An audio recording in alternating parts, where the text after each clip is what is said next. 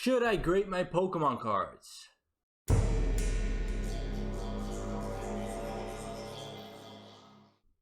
What's going on, guys? It's Steven, aka Mr. SC, and welcome back to another video. Today's topic is going to be about grading Pokemon cards. I am part of a big TCG community called Rare Candy. It is a massive Discord community with a lot of TCGs, but mainly Pokemon.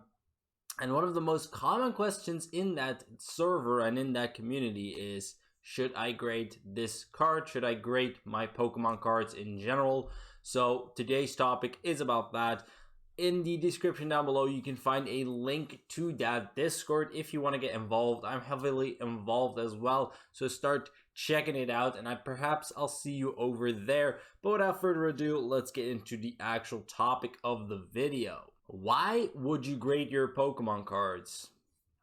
First and foremost, slabbing a card, grading a card is going to preserve the card in the condition that it is in when you slab it. So a slab or a graded case actually protects the card that is inside of it, so therefore the condition should, under normal circumstances, stay in the condition that it is when you enter it into that case.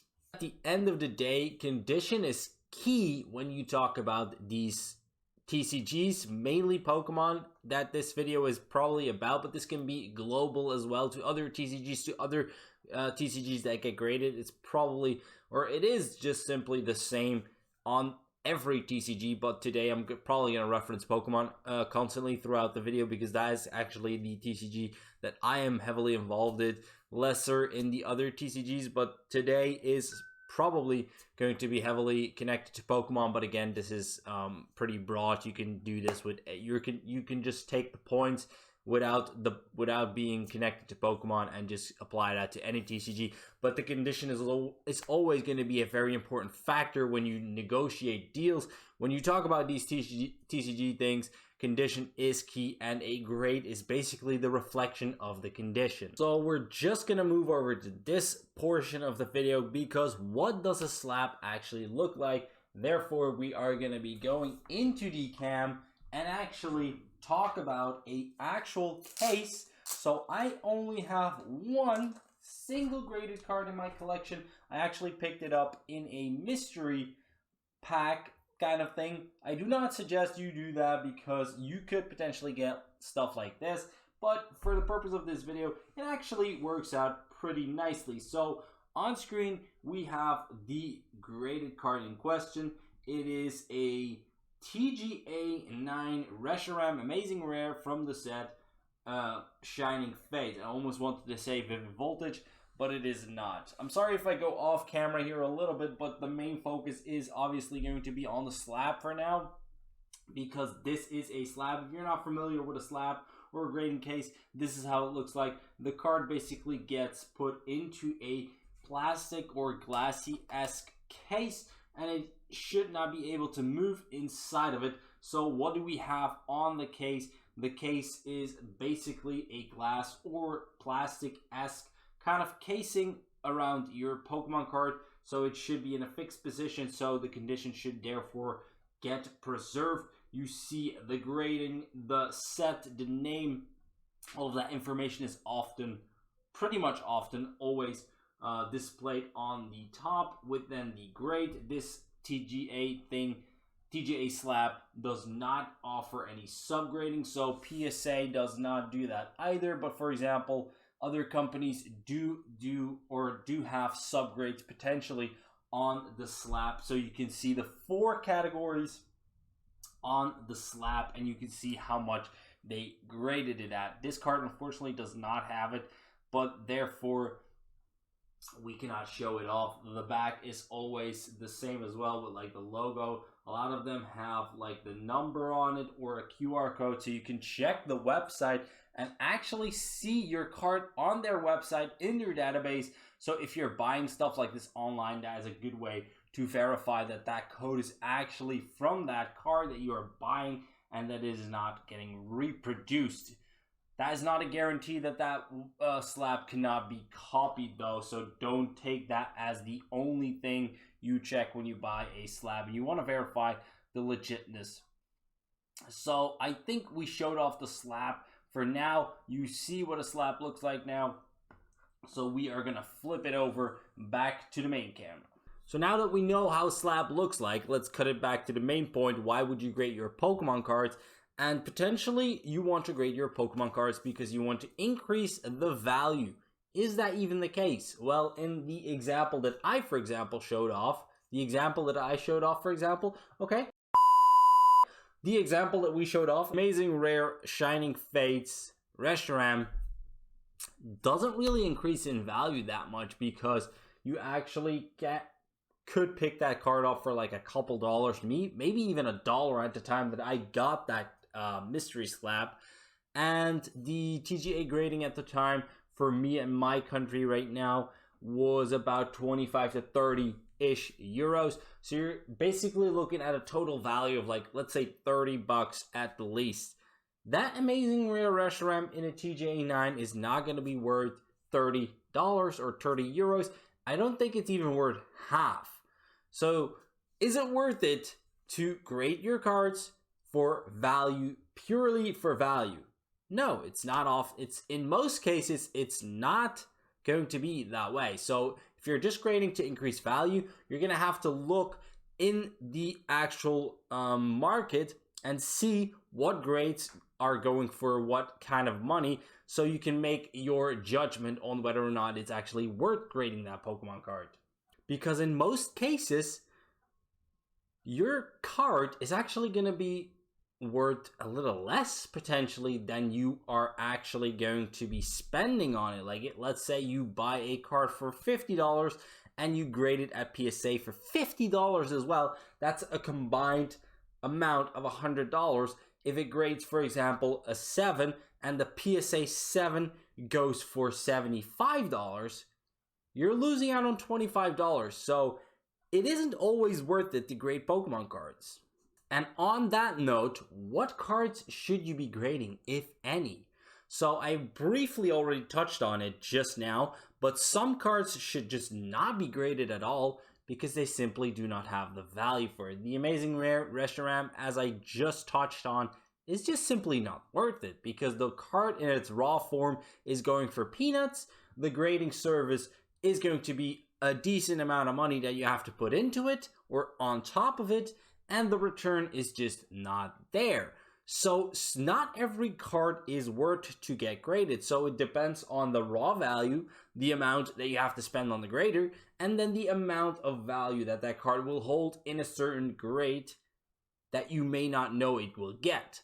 So other cards, in contrary, other cards should be graded because, for example, if your raw card in its raw state holds a decent value and it is in a decent enough condition to be graded, it's probably, or it has an opportunity to be worth more after you grade it because it's going to be a decent grade, and therefore the raw state is already worth a decent amount, so that value will go up. If you get like a PSA 7 or 8 and upwards, it's going to hold more value after grading in that category. And with that category, I mean with a higher end grade. I mean, some cards even hold more value at like a PSA 6, for example, than in its raw state because they're just decent value cards in its raw form, and then in its graded form, they increase even more. Now that we've somewhat established what cards you should be grading and what potential cards you should probably skip on, who should grade my Pokemon cards? Good question. We've already named the absolute king in the video, which is PSA. PSA is and will remain, probably for a long time, the king of grading. They attract the most amount of submissions, I'm assuming, and they just attract the biggest cards as well. Beckett is another big player on the market. CGC is trying to get on par with both PSA and Beckett, but that will take time to build up a reputation. You don't just get a reputation from day one, because nowadays we're getting a new grading company basically every week. Don't take that seriously, but we are going to be getting we have been getting a lot of new grading companies because they just see that PSA is getting loaded with submissions. They're making a ton of money off of these Beckett's as well. To be honest, they make a lot of money off the submissions. They are charging crazy amounts of money, and they have a long turnaround time. Yet people still use and want to use those companies. So those new graders are thinking to themselves, we offer a better price, a better deal, better looking slabs potentially, with less time with your cards. People will get interested in that because basically nobody wants their cards to be out and about for like a year before you get them back, because that's just not fun. We want to have our cards back as soon as possible. So which grading company should you be picking? I would highly suggest that you use a grading service that reflects the value of your cards. If you have a great high-end value card, let's say a base Charizard is in a decent condition, you don't want to be grading it with a smaller, quote-unquote, smaller company as you expect it to hold the same value as, for example, a PSA graded Charizard or any bigger company like a Beckett as well, or even CGC. Like, your card is not going to have the same value in a, let's say, TGA, for example. I don't want to promote them or anything, but let's just use it as an example because you saw the slap earlier in the video. Like, a 9 in the TGA state is not going to be the same as a, for example, PSA 9, Beckett 9, CGC 9. That's just not going to be the case because these companies just don't have that reputation just yet. So use the grading service or the company that reflects the value of your card. I would highly suggest doing that because that just makes the most sense. And the cards that you probably should not be grading, for example, the Amazing Rare Reshiram that we saw earlier in the video, if you do specifically want a certain card graded but it's not really worth it, you could then turn to those cheaper options, for example, that you might like the slabs of. You're thinking to yourselves, like, I really want to grade a Amazing Rare Reshiram because I like that card. It's one of my favorite cards. I don't really want to spend $50 on PSA and make a massive loss on it. So maybe I will use this grading service around the corner that just charges $10 for the submission, and it gets me my card back within 2 weeks or whatever it may be. And you just want that card in a slab. That is when I would potentially suggest using those kind of grading services and cheaper, lesser known companies. Now, with all this talk about grading cards, should you be buying graded cards or should you be buying raw cards? Well, when you buy graded cards, you will often be spending, or 9 times out of 10, you will be spending more for that slab or that card that you're looking for than when you buy it in a raw form. That might be tempting, but I would highly suggest, definitely for higher end products or higher end valued cards, that you do look at buying the graded version because you know the condition that you are getting it in. A grade is going to reflect the condition, tells you what the state of the card is, and it kind of protects you from overspending on a raw card that is perhaps in a lesser condition than you thought when you were buying. A lot of these transactions happen online. You don't really physically hold a card until you've already bought it. When it gets sent over to you, you've already bought it at that point. There's basically no return or no going back at that point. So buying a graded card prevents you from being in a situation where you buy a raw card that ends up being in a pretty bad condition or a lesser condition that you thought it was when you actually agreed the price. I've been there. You might have been there. You buy a raw card, it comes to your place, and it is actually not what you thought you were getting, and that just isn't a bad thing, or that isn't a great thing to be in, not a great situation to be in. So higher end values or higher end valued cards, highly suggest looking at buying the graded stuff versus the raw cards. So Steven, does that mean I should stop buying raw cards? No, that's not what I'm saying here. Buying raw cards can still be a very effective way of building up a collection if you know what you're doing. If you can verify the condition well enough before you strike the deal, you know what you're getting into, and you know, or you somewhat can determine the right value of the card that you're buying.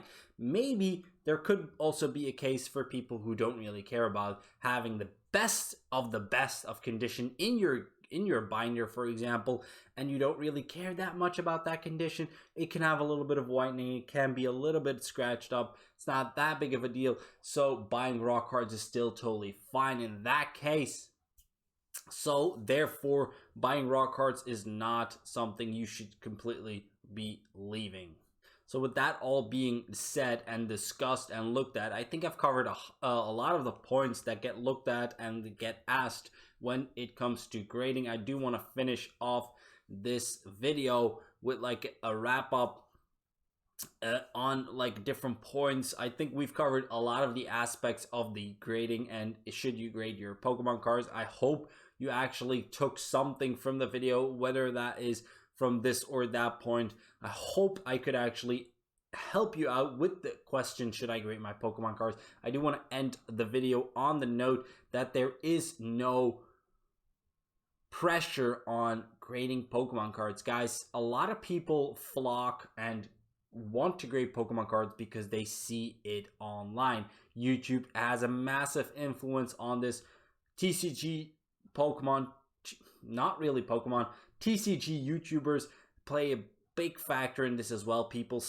I see a lot of these YouTube videos about grading cards. I keep want to say Pokemon cards, but it's cards in general. People keep putting out videos and content about grading cards, and therefore other people, viewers, see that and they want to grade cards as well, which is perfectly normal, but don't let it be an obsession. Grading cards in general shouldn't be anything you should feel like you have to do it. Like, grading is a different aspect to collecting in general. Like, some people are really passionate about grading and they want to have the best conditions, and they want that PSA slab to reflect the condition, which is perfectly fine. But don't feel pressurized, don't feel the need to get into grading because you're seeing it online. You shouldn't feel pressurized or feel like you're missing out if you're not doing it, if that makes any sense. So let's wrap up the video, guys. Hopefully I helped you out with your decision making on whether or not you are grading your Pokemon cards. If you do grade a card, use the service that reflects the value of your card. I think that is a very powerful statement in terms of should you be grading your cards and which one should you be grading. That is a wrap for me. Thank you guys for watching. Leave your comments down below if you are grading cards, if you want to be grading cards, if this video was somewhat helpful in making the decision to determine yes or no, I'm going to grade, I'm not going to grade. This card is not going to get graded. This card, I do want to get graded. Leave it down below. Smash the like button, guys. Hit that subscribe button, and I will see you on the next one.